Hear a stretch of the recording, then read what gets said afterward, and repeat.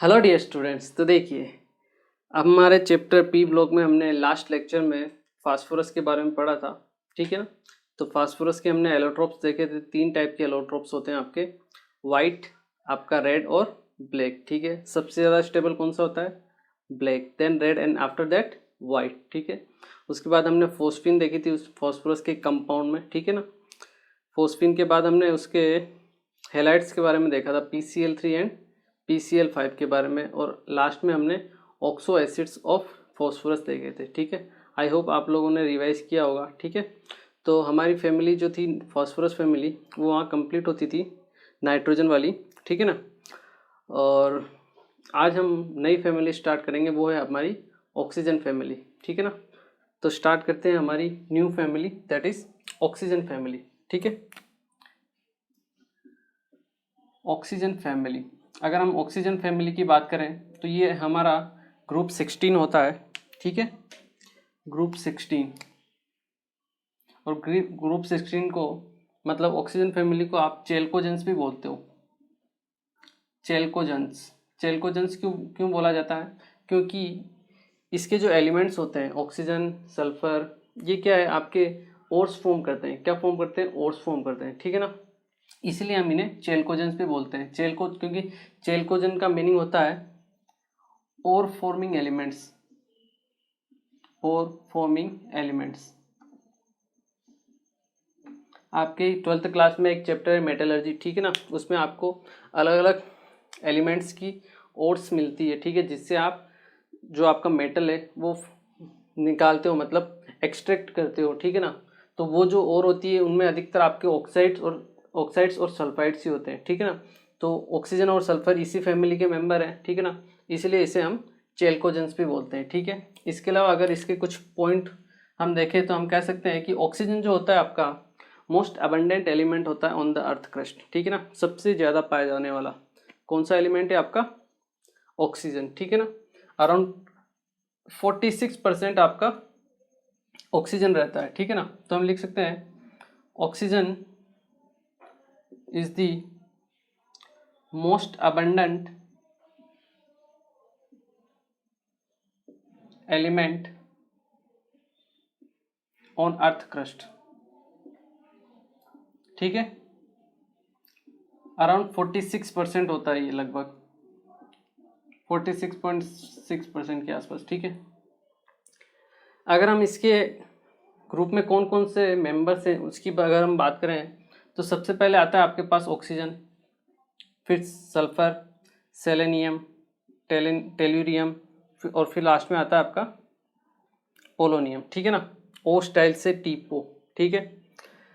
General electronic configuration देखें तो आपका NH2NP4 रहता है, ठीक है ना। इनकी ऑक्सीडेशन स्टेट अगर हम देखें जनरल तो वो आपकी +2 रहती है, ठीक है ना। ऑक्सीजन आपका -2 दिखा शो करता है, तो +4 और +6 भी इनकी जनरल इलेक्ट्रॉनिक जो आपकी जनरल ऑक्सीडेशन स्टेट रहती है वो रहती है आपकी, एक तो +6 रहती है क्योंकि वैलेंस शेल में 6 इलेक्ट्रॉन है। जैसे आपका इनर्ट पेयर इफेक्ट लगेगा, 2 कम हो जाएगी तो आपकी +4 भी शो करता है। इसके अलावा आपका -2 भी ये जनरली शो करता है, ठीक है ना। इसके अलावा अगर हम बात करें, ये आपका 2nd, 3rd, 4th, 5th, 6th period, ठीक है। अगर हम बात करें एटॉमिक साइज की, एटॉमिक साइज हम सबको पता है क्या होती है एटॉमिक साइज का ऑर्डर। अगर हम बात करें atomic size, top to bottom जाने पे क्या होता है? इंक्रीज होती है। टॉप टू अगर हम बॉटम जाते हैं तो साइज क्या होती है आपकी? इंक्रीज होती है, ठीक है। क्लियर है? इंक्रीजेस। वहीं अगर हम आयोनाइजेशन एनर्जी की बात करें तो हमें पता है आयोनाइजेशन एनर्जी का क्या ऑर्डर रहता है टॉप टू बॉटम जाने पे। अगर साइज इंक्रीज हो रही तो आयोनाइजेशन एनर्जी डिक्रीज होगी, तो आपकी आयोनाइजेशन एनर्जी का ऑर्डर क्या रहेगा? डिक्रीजेस, ठीक है। क्लियर हो गई ये बात। वहीं अगर हम आयोनाइजेशन एनर्जी की बात करें, इनका कंपैरिजन करें हमें करते हैं हम आपके 15 ग्रुप फैमिली से। 15 ग्रुप में कौन कौन आते हैं आपके elements? Nitrogen, phosphorus, arsenic, antimony and bismuth, ठीक है। इनका इलेक्ट्रॉनिक कॉन्फ़िगरेशन क्या होता है? NH2NP3, मतलब हाफ फील्ड इलेक्ट्रॉनिक कॉन्फ़िगरेशन है। हाफ फील्ड क्या है आपका? Half field. हाफ फील्ड होने की वजह से क्या इनकी स्टेबिलिटी ज़्यादा होती है, इसलिए इनकी आयनेशन एनर्जी भी ज़्यादा होती है। तो ऑक्सीजन जो आपकी ये फैमिली है, इनकी आयनेशन एनर्जी होनी तो चाहिए, साइज तो क्या है छोटी है, इसका मतलब आयनेशन एनर्जी ज़्यादा होनी चाहिए, but due to half filled electronic configuration आपके ग्रुप 15 के आयनेशन एनर्जी क्या होती है, ज़्यादा होती है। ठीक है, आयनेशन एनर्जी ऑफ ग्रुप 15 हम कह सकते हैं greater than ionisation energy of group 16। Reason क्या है, due to half filled electronic configuration, half filled electronic configuration. ठीक है, क्लियर है, ओके। उसके अलावा अगर हम बात करें इनके इलेक्ट्रॉन अफिनिटी की, अगर हम बात करें तो हमें पता है इलेक्ट्रॉन अफिनिटी थर्ड पीरियड की ज़्यादा होती है आपके सेकंड से, तो सल्फर की ज़्यादा होती है। ठीक है, उसके बाद होती है आपकी सेलेनियम, फिर टेलोरियम, और फिर आपका आता है, अगर हम इसे ये आपका रेडियो एक्टिव एलिमेंट होता है, ठीक है ना, रेडियो एक्टिव, इसे हम काउंट नहीं करेंगे, ठीक है ना, रेडियो एक्टिव होता है आपका ये। तो उसके बाद सबसे लास्ट में आता है आपका सल्फर। तो ये ऑर्डर इंपॉर्टेंट हो जाता है, ठीक है ना, क्योंकि यहाँ पे ऑक्सीजन की इलेक्ट्रॉन अफिनिटी क्या हो जाती है, सबसे कम हो जाती है। ठीक है, जनरली नहीं होती है हर एक ग्रुप में, लेकिन इस केस में हो जाती है आपकी सल्फर की सबसे ज़्यादा और ऑक्सीजन की सबसे कम। ठीक है ना, होती सबकी आपकी जो सेकंड, जो आपके थर्ड पीरियड है उनकी ज़्यादा होती है आपकी सेकंड से। ठीक है, बट ऑक्सीजन का नंबर आना चाहिए सल्फर के बाद में, लेकिन सल्फर कहाँ, मतलब ऑक्सीजन का नंबर आना चाहिए सल्फर के बाद में, तो सल्फर तो ठीक है, ऑक्सीजन इसके पीछे ना होकर सबसे पीछे चला जाता है। ठीक है, क्योंकि इसकी साइज क्या होती है, बहुत ज़्यादा छोटी होती है। ठीक है ना, उस चीज़ का इसका इफेक्ट पड़ता है। ठीक है, तो ये ऑर्डर है जो आपको ध्यान रखना चाहिए। ठीक है, इसके बाद अगर हम इनके मेल्टिंग पॉइंट और बॉइलिंग पॉइंट का अगर ऑर्डर निकाल सकते हैं, यहीं पे हम निकाल सकते हैं melting point and boiling point. Melting point and boiling point क्या होते हैं आपके, increases from top to bottom. ठीक है ना, आपके टॉप टू बॉटम जाने पे आपके क्या होते हैं, मेल्टिंग पॉइंट और बॉइलिंग पॉइंट क्या होते हैं, इंक्रीज होते हैं। ठीक है, तो ये तो इनकी जनरल फिजिकल आपकी जो कैरेक्टरिस्टिक्स थी वो हो गई। ठीक है, इसके अलावा हम देखें तो जो सल्फर का मेल्टिंग पॉइंट और बॉइलिंग पॉइंट होता है वो आपके ऑक्सीजन से बहुत ज़्यादा हो जाता है। क्यों, क्योंकि सल्फर जनरली आपके S8 की फॉर्म में रहता है, S8, और ऑक्सीजन आपका O2 की फॉर्म में रहता है। मतलब सल्फर में 8 सल्फर एटम एक साथ कंबाइन होकर रहते हैं, जबकि ऑक्सीजन में आपके O2 ही 2 एटम ही रहते हैं। मतलब इसकी एटोमिसिटी कितनी है, 8, और इसकी एटोमिसिटी कितनी है, 2। इसलिए आपके सल्फर के मेल्टिंग पॉइंट और बॉइलिंग पॉइंट जो होते हैं बहुत ज़्यादा होते हैं, किससे, ऑक्सीजन से। ये पॉइंट भी आप नोट करके लिख सकते हो इसी के नीचे। ठीक है ना, मैं यहाँ लिख देता हूँ, सल्फर है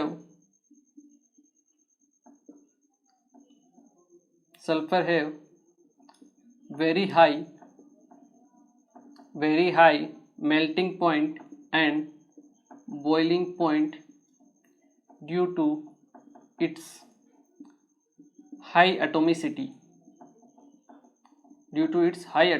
ठीक है ना। सल्फर जो होता है आपका S8 की फॉर्म में रहता है, जबकि आपका ऑक्सीजन क्या है, O2 की फॉर्म में रहता है। ठीक है ना, इसकी एटोमिसिटी 8 है, इसकी एटोमिसिटी 2 है।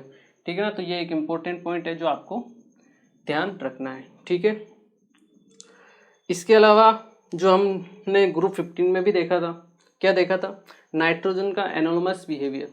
वही एनोमस बिहेवियर आपका कौन शो करता है, ऑक्सीजन। ठीक है ना, तो आप यहीं पे आप लिख सकते हो, ठीक है ना, एनोमस बिहेवियर ऑफ ऑक्सीजन। ठीक है, रीजन आई थिंक अब तो आप लोगों को याद हो गए होंगे, क्या क्या रीजन है। फर्स्ट रीजन स्मॉल साइज, सबके सेम ही है। सेकंड क्या है आपका, हाई आयोनाइजेशन एनर्जी, क्या है आपका, हाई आयोनाइजेशन एनर्जी। और थर्ड क्या है, absence of vacant D orbital, absence of vacant D orbitals. ठीक है ना, तो ये तीनों साइज आपके रीजंस होते हैं एनोमलस बिहेवियर ऑफ ऑक्सीजन के। ठीक है, इन्हें नोट कीजिए। फिर इसके बाद हम पढ़ते हैं आपके केमिकल प्रॉपर्टीज के बारे में। ठीक है ना, एक बार आप इन्हें नोट कीजिए। ओके, देखिए अब हम पढ़ते हैं आपके केमिकल प्रॉपर्टीज, इनकी हम देख लेते हैं। केमिकल प्रॉपर्टीज में हम सबसे पहले आपके पढ़ते हैं हाइड्राइड्स के बारे में, कि हाइड्राइड्स कौन कौन से होते हैं आपके इनके ऑक्सीजन के, ठीक है ना। तो आप हेडिंग डालिए, ठीक है ना। हाइड्राइड्स, अगर हम हाइड्राइड्स की बात करें तो आपके जितने भी एलिमेंट्स है सब हाइड्राइड्स बनाते हैं MH2 टाइप के, MH2 टाइप के हाइड्राइड्स बनाते हैं, ठीक है ना। तो आप पॉइंट बना के लिख सकते हो, all elements form hydrides of type MH2। यहाँ पे M क्या क्या हो सकता है, O, सल्फर, Ase, Te, ठीक है ना, और वो POB, ठीक है ना, उसको हम काउंट नहीं करेंगे, ठीक है, रेडियो एक्टिव है। ओके, तो ये आपके हाइड्राइड्स होते हैं, ठीक है। अगर हम इनके हाइड्राइड्स का ऑर्डर देखें, melting point and boiling point का, melting point and boiling point का अगर हम ऑर्डर देखें, हाइड्राइड कौन कौन से होंगे इनके, एक तो आपका H2O होगा, ठीक है, इसके अलावा और कौन सा होगा, H2S होगा, फिर कौन सा होगा H2, अभी हम ऑर्डर देखते हैं, ठीक है ना। उसके बाद H2Se, देन H2Te, ठीक है। तो अगर मैं आपको पूछूं मेल्टिंग पॉइंट और बॉइलिंग पॉइंट का ऑर्डर, ठीक है, तो क्या होना चाहिए आपके हिसाब से, आप वीडियो को पॉज करके लिख सकते हो कॉपी में, ठीक है ना, कोई दिक्कत नहीं। देखिए सबसे ज़्यादा होगा आपके H2O का, ठीक है, ये तो मैंने ऑर्डर लिखा है, जरूरी नहीं कि यही ऑर्डर है, ठीक है ना। आपके ऑर्डर क्या रहेगा, H2O, then H2Te, then H2Se and then H2S। Reason मैंने लास्ट जो आपका ग्रुप था 15 ग्रुप, उसमें भी मैंने आपको बताया था, जैसे NH3 था, NH3 में क्या होता है, हाइड्रोजन बॉन्डिंग, सेम यहाँ पे भी आपका क्या होता है, हाइड्रोजन बॉन्डिंग। इस वजह से इसकी मेल्टिंग पॉइंट और बॉइलिंग पॉइंट क्या हो जाते हैं, एक ज़्यादा हो जाते हैं। और बाकी में क्या होता है आपका, वांडरवॉल फोर्स लगते हैं, वांडरवॉल फोर्सेस, ठीक है, वो होते हैं आपके directly proportional to molecular mass के, जिसका मोलिकुलर मास ज़्यादा होगा उसके वांडरवॉल फोर्स ज़्यादा होंगे, और इसी वजह से उनके मेल्टिंग पॉइंट और बॉइलिंग पॉइंट भी क्या होंगे, ज़्यादा होंगे। तो सेम रीज़न है, वहाँ जो थे वही आपके यहाँ पे हैं, ठीक है। अब अगर हम बात करें इनकी थर्मल स्टेबिलिटी की, थर्मल स्टेबिलिटी, ठीक है ना, ये आप पूरा लिखा करो। अगर मैं T.S.T.S. लिख देता हूँ, इसका मतलब थर्मल स्टेबिलिटी है, तो आप अपने बुक में पूरा लिखा करो। अगर आपको समझ में नहीं आता है 2 दिन बाद 4 दिन बाद कि क्या लिखा था, ठीक है ना, तो आप पूरा कंप्लीट लिख लिया करो, ठीक है। थर्मल स्टेबिलिटी की अगर हम बात करें तो क्या होगा ऑर्डर, थर्मल स्टेबिलिटी कैसे कंपेयर करते हैं हम कंपेयर करते हैं साइज से, ठीक है ना। जिसका जितना बड़ा साइज होगा वो उसका जो बॉन्ड लेंथ होगी वो उतनी ही ज़्यादा होगी, मतलब वो वीक होगा, और वीक होगा तो जल्दी टूट जाएगा। इसका मतलब उसकी थर्मल स्टेबिलिटी क्या होगी, सबसे कम। सबसे ज़्यादा साइज किसकी है, आपके टेल्यूरियम की, ठीक है। तो क्या होगा, वो बॉन्ड क्या होगा उसका हाइड्रोजन के साथ बहुत लंबा होगा, तो वो क्या होगा, जल्दी टूट जाएगा, जल्दी टूट जाएगा, तो उसकी स्टेबिलिटी क्या होगी, सबसे कम। तो सबसे ज़्यादा किसकी होगी, आपकी जिसका साइज सबसे कम है, लाइक H2O, उसके बाद H2S, then H2Se and after that H2Te, ठीक है ना। सेम रीजन है, जो पहले थे वही सेम टू सेम आपके रीजन है, ठीक है। अगर हमें रिड्यूसिंग कैरेक्टर का ऑर्डर निकालना है तो जस्ट इसका अपोजिट हो जाता है, क्यों, क्योंकि ये जितना जल्दी ब्रेक होगा उतना ही जल्दी H+ देगा, ठीक है। तो H+ क्या करेगा, सामने वाले को रिड्यूस करेगा, ठीक है, खुद ऑक्सीडाइज होगा और सामने वाला क्या करेगा, रिड्यूस करेगा, ठीक है। तो ये अच्छा आपका रिड्यूसिंग एजेंट की तरह वर्क करेगा। तो रिड्यूसिंग कैरेक्टर में आपका ऑर्डर क्या हो जाएगा, आपका जस्ट अपोजिट ऑर्डर हो जाएगा, ठीक है, लाइक दिस। इसके बाद हम बात करें, जो जल्दी जितना H+ दे रहा है इसका मतलब उसका एसिडिक कैरेक्टर भी उतना ही अच्छा है, करेक्ट है। तो अगर हमें एसिडिक कैरेक्टर भी लिखना हो, एसिडिक कैरेक्टर, तो क्या होगा, सेम टू सेम ऑर्डर, ठीक है ना। तो एक दो रीजन से ही आपके बहुत सारे क्वेश्चंस के आंसर आपको मिल जाते हैं, ठीक है ना। ये होते हैं आपके हाइड्राइड्स और उनके कुछ ऑर्डर्स जो इम्पोर्टेंट होते हैं, ठीक है, इन्हें आप नोट कीजिए। फिर हम आगे इसके जो भी प्रॉपर्टीज़ है उनके बारे में पढ़ते हैं, केमिकल जो भी आपकी प्रॉपर्टीज है, ठीक है। एक बार आप हाइड्राइड्स को नोट कीजिए। ओके, देखिए अब हम पढ़ते हैं आपकी केमिकल प्रॉपर्टीज में, रिएक्टिविटी में। हैलाइड्स हमने वो अपने कंप्लीट कर लिया। अब हम पढ़ेंगे ऑक्साइड्स के बारे में कि ये आपके कंपाउंड एलिमेंट्स कौन कौन से आपके ऑक्साइड्स फॉर्म करते हैं, ठीक है ना। ऑक्साइड्स, तो ऑक्साइड्स की अगर हम बात करें तो ऑल एलिमेंट्स फॉर्म ऑक्साइड, ठीक है ना। ऑल एलिमेंट्स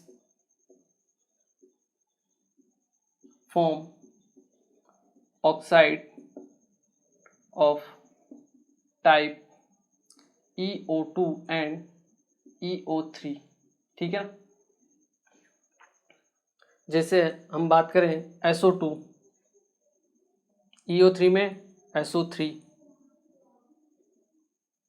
SeO2 ये आपका SeO3, TeO2, ठीक है ना। तो ये आपके EO2 वाले हैं, ये आपके EO3 वाले हो जाएंगे, TeO3, ठीक है।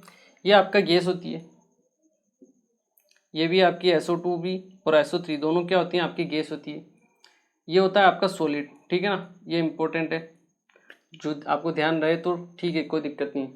ये जो होते हैं सभी आपके सभी एलिमेंट्स जो भी आपके ऑक्साइड्स हैं, ठीक है, ये सब नेचर में कैसे होते हैं, एसिडिक, एसिडिक इन नेचर, ठीक है ना। इसके अलावा इसमें ऑक्साइड्स में और कोई आपके इम्पोर्टेंट पॉइंट है नहीं, ठीक है ना। केवल आपको ये दो चीज़ ध्यान रखनी है कि इनके जो ऑक्साइड्स हैं नॉन मेटल के ऑक्साइड हैं, और नॉन मेटल के ऑक्साइड जो होते हैं जनरली आपके एसिडिक होते हैं नेचर में, ठीक है। इसके बाद हम बात करते हैं आपके हैलाइड्स के बारे में, ठीक है ना। हैलाइड्स के बारे में हम बात करते हैं। तो जनरली जो आपके हैलाइड्स होते हैं ये कुछ 3-4 टाइप के आपके हैलाइड्स फॉर्म करता है, ठीक है ना। तो हम लिख सकते हैं फॉलोइंग हैलाइड्स आर फॉर्म, ठीक है ना। अगर हम बात करें मोनो हैलाइड्स की, मोनो हैलाइड्स, ठीक है ना। मोनो हैलाइड्स में आपके कौन कौन से आएंगे, जैसे SeCl2। तो ये जनरली क्या है, आपके मोनो हैलाइड्स जो है डाइमर की फॉर्म में रहते हैं। किस फॉर्म में रहते हैं, डाइमर की फॉर्म में। तो आप यहाँ लिख भी सकते हो mono halides generally exist in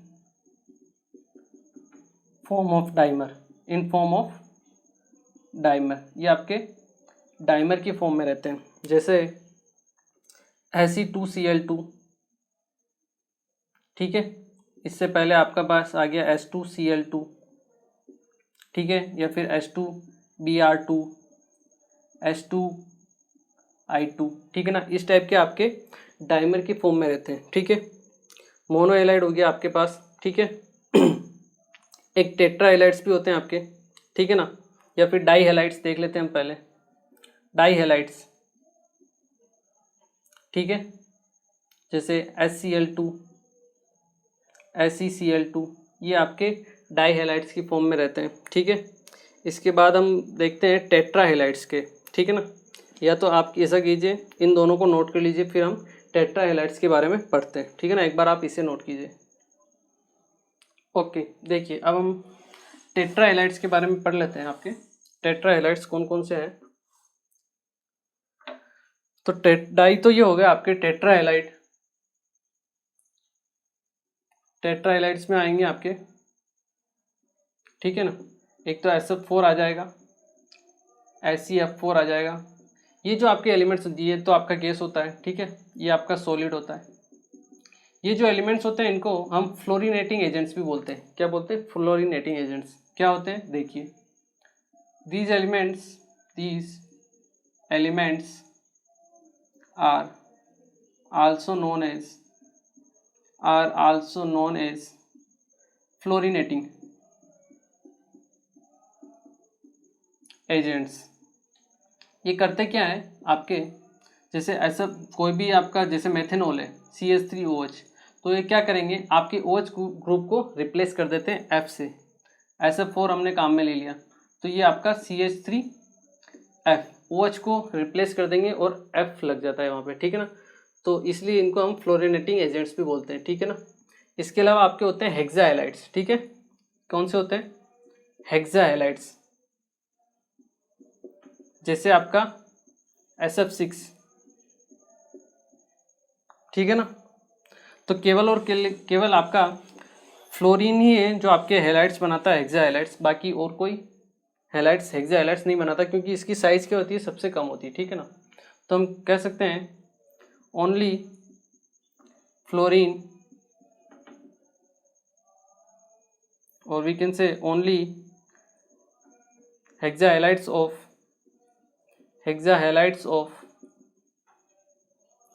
fluorine are stable. Only hexa halides of fluorine are stable, ठीक है ना। And other hexa halides are unstable. क्यों? क्योंकि उनकी साइज बहुत ज़्यादा बड़ी होती है, ठीक है ना। तो स्टेरिक हिंड्रेंस जो होती है वो बहुत ज़्यादा होती है, ठीक है ना। तो आप लिख सकते हो unstable due to steric hindrance.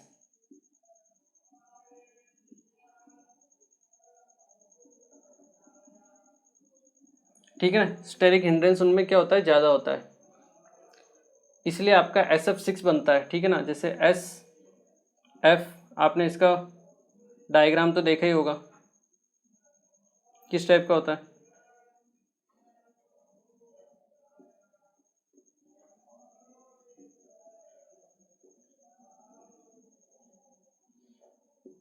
ये फ्लोरीन और ये फ्लोरीन। तो फ्लोरीन में सबके पास क्या है, लोन पेयर है, ठीक है ना। बट इसकी साइज छोटी होने की वजह से लोन पेयर में आपके रिपल्शन नहीं हो पाता है। बट यही अगर हम क्लोरीन, ब्रोमीन और आयोडीन ले लें तो उनकी साइज क्या है, बहुत बड़ी है। तो लोन पेयर में जो रिपल्शन होगा वो बहुत ज़्यादा होगा, ठीक है। उसी को हम क्या बोलते हैं, स्टेरिक हिंड्रेंस बोलते हैं। तो इस वजह से वो आपके स्टेबल नहीं हो पाते हैं, ठीक है ना। अदर हेक्सा हैलाइड्स, जैसे आपके अदर हेक्सा हैलाइड्स में आप एग्जाम्पल भी लिख सकते हो, SCl6, SBr6 एंड SI6, ठीक है ना। तो ये आपके स्टेबल नहीं होते, अनस्टेबल होते हैं, ठीक है। ये तो हुआ आपके हैलाइड्स के बारे में, ठीक है। इन्हें नोट कीजिए। फिर हम आपके कंपाउंड्स ऑफ ऑक्सीजन पढ़ते हैं, ठीक है ना। एक बार आप इन्हें नोट कीजिए।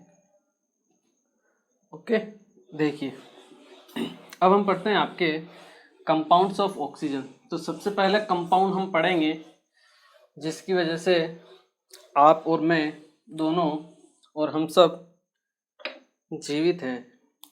तो उस कंपाउंड का क्या नाम होगा, ऑक्सीजन, ठीक है ना। तो आप हेडिंग डालिए कंपाउंड्स ऑफ ग्रुप 16, और we can say compounds of oxygen. तो सबसे फर्स्ट जो आपके पास कंपाउंड आता है दैट इज डाईऑक्सीजन, ठीक है ना। इसे हम डाईऑक्सीजन बोलते हैं, या फिर आपका जनरली O2, ठीक है ना। सबसे पहले हम पढ़ते हैं इसकी प्रिपरेशन के मेथड, ठीक है ना। अगर हम प्रिपरेशन की मेथड देखते हैं तो फर्स्ट मेथड आता है आपका by heating potassium chlorate,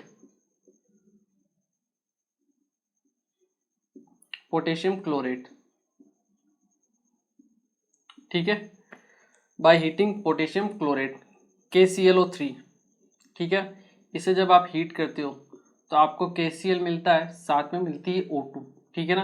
reaction आप बैलेंस कर सकते हो, ट्वाइस KCl 3O2, ठीक है। तो एक इम्पोर्टेंट रिएक्शन होती है ये, आप पहले भी पढ़ चुके होंगे, मोल कॉन्सेप्ट में हमारे बहुत काम में आती है, ठीक है ना, क्वेश्चंस न्यूमेरिकल करने में, ठीक है। सेकंड है by heating salts, by heating of metal salts.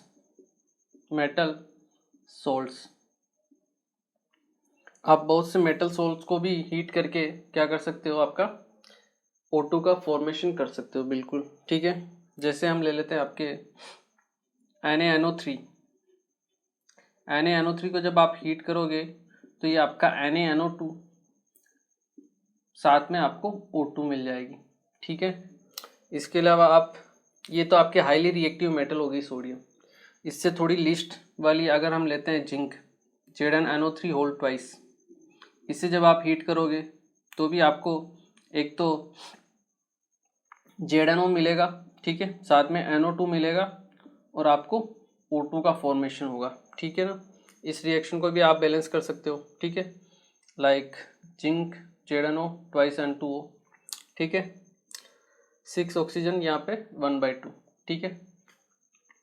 अगर हम लीस्ट रिएक्टिव मेटल लेते हैं जैसे AgNO3, इससे जब आप हीट करोगे तो भी आपको एक तो AgO मिलेगा, साथ में एक तो Ag मिलता है, साथ में NO2 मिलता है और आपको O2 मिलती है हाफ, ठीक है ना। तो ये भी आपकी एक इम्पोर्टेंट रिएक्शंस की कैटेगरी में आती है, ठीक है। इसके अलावा कुछ और मेटल्स भी हैं जिनके ऑक्साइड से आप इनको बना सकते हो, लाइक अगर हम देखें Pb3O4, ठीक है, ये एक मिक्स्ड ऑक्साइड है, ठीक है ना। इसे भी जब आप हीट करते हो तो आपका PbO प्लस O2 में कन्वर्जन होता है, ठीक है ना। रिएक्शन को आप बैलेंस कर सकते हो 3PbO 3Pb, ठीक है ना। ऑक्सीजन 4 है तो 3 हो गए, तो इधर हाफ, ठीक है। इसके अलावा आप Pb ऑक्साइड ले लो, PbO, इसे भी जब आप हीट करोगे तो आपको Pb मिलेगा और साथ में आपको O2 गैस मिलेगी, ठीक है ना। तो ये टाइप होते हैं आपके अलग अलग, या अगर आप PbO2 ले लेते हो तो यहाँ PbO मिल जाएगा, ठीक है। तो ये अलग अलग आपके टाइप्स हैं जिसकी वजह से रिएक्शंस हैं जिससे हम O2 का फॉर्मेशन कर सकते हैं, ठीक है। इन्हें नोट कीजिए, या फिर यहीं पे हम और रिएक्शंस भी देख लेते हैं इनकी, ठीक है ना। एक और रिएक्शन होती है इसकी, थर्ड जो होती है आपके बाय डीकम्पोजिशन ऑफ H2O2। ये तो रिएक्शन आई थिंक आप लोगों को याद होगी, H2O2 के डीकम्पोजिशन से, ठीक है ना, बाय डीकम्पोजिशन ऑफ H2O2। तो H2O2 के डीकम्पोजिशन से, ठीक है, H2O2 का डीकम्पोजिशन हम करेंगे तो हमें H2O मिलता है एक तो, और साथ में आपके हाफ ऑक्सीजन, ठीक है। क्या ये डिसप्रोपोर्शनेट रिएक्शन है? यहाँ पे ऑक्सीजन -1 में होता है, ठीक है, ऑक्सीजन यहाँ पे -2 में और यहाँ पे 0 में है। क्या है डिसप्रोपोर्शनेट रिएक्शन है? बिल्कुल है। क्यों? क्योंकि यहाँ पे ऑक्सीजन का -1 से एक तो 0 में जा रहा है, मतलब ऑक्सीडेशन हो रहा है, और -1 से -2 में जा रहा है, मतलब रिडक्शन भी हो रहा है। तो ये एक आपकी डिसप्रोपोर्शनेशन वाली रिएक्शन रहेगी, ठीक है ना। इसके अलावा ये तो थी आपकी नॉर्मल मेथड, ठीक है ना, जैसे ये आपकी लैब मेथड थी, ये आपकी नॉर्मल मेथड है। इसके अलावा एक इंडस्ट्रियल मेथड भी होता है, ठीक है। इंडस्ट्रियल मेथड में हम O2 ऑब्टेन करते हैं आपके वाटर के इलेक्ट्रोलिसिस से, ठीक है ना। तो सेकंड हम लिखेंगे आपका इंडस्ट्रियल मेथड, ठीक है ना।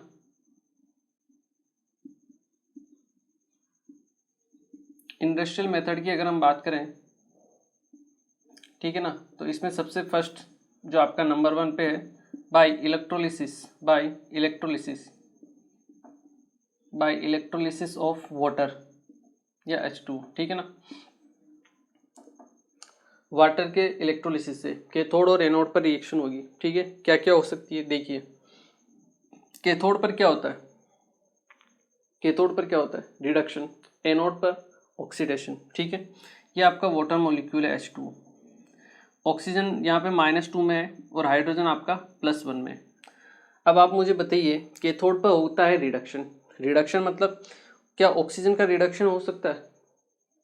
और -2 से ऑक्सीजन जो है आपका -2 से नीचे तो जा नहीं सकता, इसका मतलब ऑक्सीजन का रिडक्शन नहीं होगा। रिडक्शन होगा किसका? हाइड्रोजन का। हाइड्रोजन +1 से कहाँ जाएगा? 0 पे, मतलब आपके H2 गैस रिलीज होगी कहाँ पे? कैथोड पे, ठीक है। एनोड की हम बात करें तो एनोड पे होता है ऑक्सीडेशन, हाइड्रोजन का ऑक्सीडेशन +1 से +2 तो हो नहीं सकता है, ऊपर जा नहीं सकता।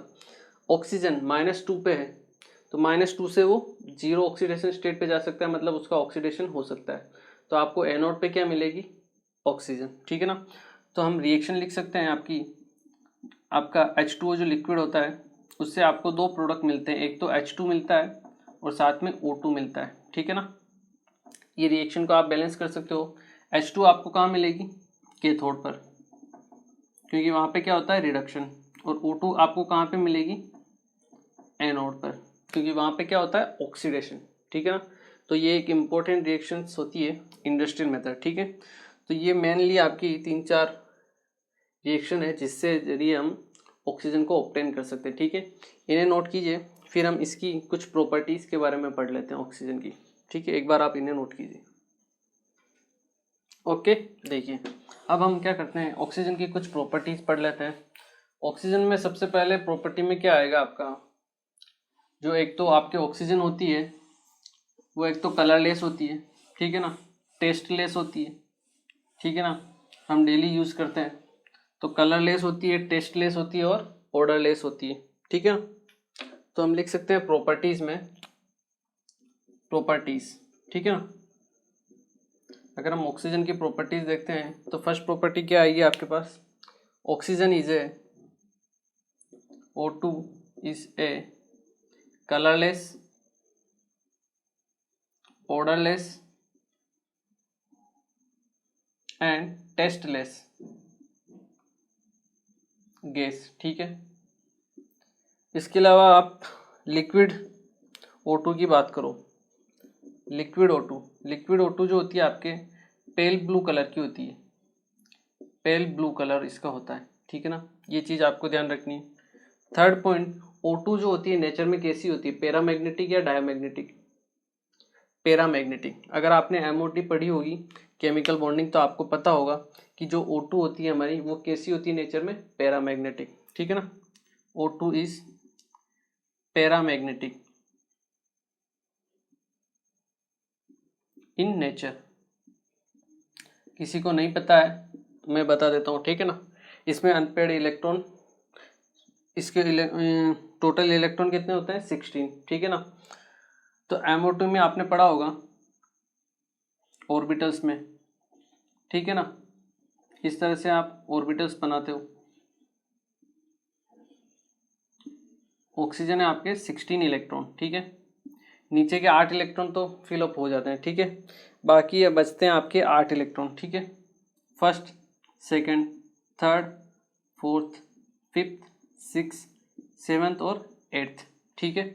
मतलब इसके पास ऑर्बिटल में कितने, 2 अनपेयर्ड इलेक्ट्रॉन होते हैं। इस वजह से इसका नेचर क्या होता है आपका, paramagnetic. 2 unpaired electron, 2 unpaired electron available होते हैं, ठीक है ना। इस वजह से आपके जो इसका नेचर होता है वो क्या होता है आपका, पैरामैग्नेटिक होता है, ठीक है ना। तो ये चीज़ आपको ध्यान रखनी है, ठीक है। ये होता है आपका सिग्मा 2pz, सिग्मा 2pz, ये होता है आपका पाई 2px, ये होता है आपका पाई 2py, ठीक है। ये होता है आपका पाई स्टार 2px, ये होता है आपका पाई स्टार 2py, और ये होता है आपका सिग्मा स्टार 2pz, ठीक है, क्लियर। इसलिए आपका O2 जो होती है नेचर में कैसी होती है, पैरामैग्नेटिक, ठीक है, इसे नोट कीजिए। फिर हम ऑक्सीजन के ऑक्साइड्स के बारे में पढ़ लेते हैं। ऑक्साइड्स के अलग अलग नेचर होते हैं, एसिडिक, बेसिक, न्यूट्रल और एम्फोटेरिक, ठीक है ना। एक बार आप इसे नोट कीजिए, फिर हम पढ़ लेते हैं आपके ऑक्साइड्स के बारे में। ओके, देखिए अब हम पढ़ते हैं आपके ऑक्साइड्स के बारे में। ऑक्साइड्स आपके कितने टाइप के रहेंगे, ठीक है ना। अगर हम बात करें ऑक्साइड्स, एक तो आपके एसिडिक रहेंगे, ठीक है, एक रहेंगे आपके बेसिक, एक रहेंगे एम्फोटेरिक, ठीक है, और एक आपके रहेंगे न्यूट्रल, ठीक है। ये आपके 4 टाइप के ऑक्साइड्स होते हैं। मैं आपको पहले भी बता चुका हूँ, मेटल के ऑक्साइड बेसिक होते हैं और नॉन मेटल के ऑक्साइड आपके क्या होते हैं नेचर में, एसिडिक होते हैं, ठीक है ना।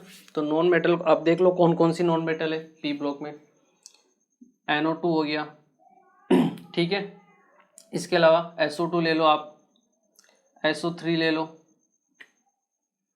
ठीक है। जितने भी आपके नॉन मेटल के ऑक्साइड होंगे, ठीक है ना, वो सब किस कैटेगरी में आएंगे, आपके एसिडिक की कैटेगरी में, ठीक है। इसके अलावा कुछ एक्सेप्शन भी होते हैं, कुछ मेटल के ऑक्साइड जो होने चाहिए बेसिक, बट उनकी हायर ऑक्सीडेशन स्टेट की वजह से वो आपके किस कैटेगरी में आते हैं, एसिडिक कैटेगरी में आते हैं। जैसे आपका Mn2O7, यहाँ पे Mn की +7 ऑक्सीडेशन स्टेट है, ठीक है ना, इस वजह से ये एसिडिक की कैटेगरी में आता है, ठीक है। लाइक आप ले लो CrO3, यहाँ पे क्रोमियम का +6 ऑक्सीडेशन स्टेट है, ठीक है ना। आप V2O5 ले लो, ये भी किस कैटेगरी में आएगा, +5 की कैटेगरी में आएगा, ठीक है ना। +5 ऑक्सीडेशन स्टेट है तो आपका एसिडिक आएगा नेचर में, ठीक है। ये चीज़ आपको ध्यान रखनी है। इसके अलावा बेसिक की अगर हम बात करें, चलो बेसिक की बात करने से पहले एसिडिक में एक और प्रॉपर्टी होती है कि जैसे जैसे आपका ऑक्सीडेशन नंबर बढ़ता रहे वैसे ही वैसे आपके सेंट्रल मेटल का अगर ऑक्सीडेशन स्टेट बढ़ रहा है तो आपका एसिडिक नेचर भी बढ़ता है, ठीक है ना। ये एक इम्पोर्टेंट पॉइंट होता है क्योंकि इसके ऊपर क्वेश्चंस पूछ लिए जाते हैं कि आपका जो एसिडिक नेचर होता है, एसिडिक नेचर ये डायरेक्टली प्रोपोर्शनल टू होता है आपके oxidation, increasing oxidation state of central atom, ठीक है ना। आप पूरा लिख सकते हो, ठीक है ना, बाद नहीं तो पता चले 10 दिन बाद आप सोचते रहो कि OS क्या था और Ca क्या था, ठीक है ना, तो आप पूरा लिख सकते हो कॉपी में, ठीक है।